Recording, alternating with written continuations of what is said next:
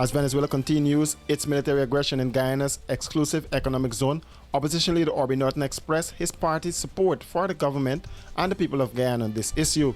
Speaking at his weekly press conference at Congress Place of Fire on Friday morning, Norton emphasized that while his party stands with the government in defending Guyana's sovereignty, they cannot remain silent when agreed upon measures are not implemented.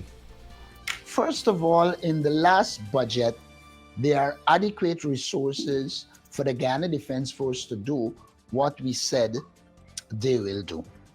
That is the first point that needs to be made. The opposition supported the allocations for security vis-a-vis the Guyana-Venezuela territorial controversy. Our problem is not so much resource allocation. Our problem is having agreed to give the government support since the last saber rattlings of Venezuela and their aggressive activities. We sat with the government and we had agreed a number of things would be done. One, we had agreed that we need to send out envoys, and I repeated this in my presentation. We had agreed that we need to send out envoys to Latin America and the Caribbean, and particularly Latin America, and sensitize them to the situation.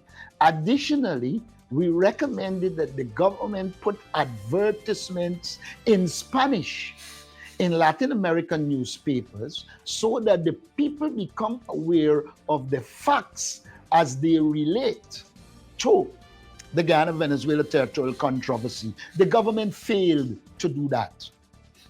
We also suggested then that Africa has at least 47 votes in the UN and constitute a solid support for us. But the government failed to engage the countries in Africa and to mobilize support for Guyana on the Guyana-Venezuela territorial controversy. Now, that apart, we recommended to the government that there should be a border commission that involves the government, the opposition, and other key stakeholders. The government failed to do that. So we believe that there exists the ideas and the resources to promote our case in a very sensible and successful way. He urged the government to take decisive action, stressing that resources are available and the government must do everything within its capacity. Let us not forget, in the parliament, I put on record that even if the International Court of Justice rule in our favor, that in itself will not prevent Venezuela.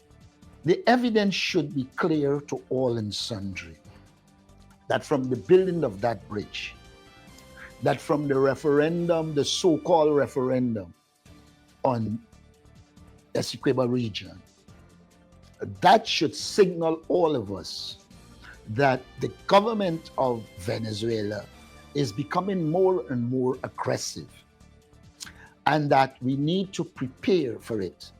I had said to the president personally, not on this occasion before, that we need to buy more weapons and that we need to train our people in jungle warfare, intensify that training, carry it to the level that it was in the 70s, so that people can have confidence that even before support comes, if we are invaded, we have the capacity to keep Venezuela at bay until we get the required assistance.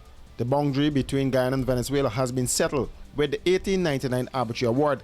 Guyana had moved to the International Court of Justice after Venezuela continued with its illegal claim over Guyana's Essequibo region.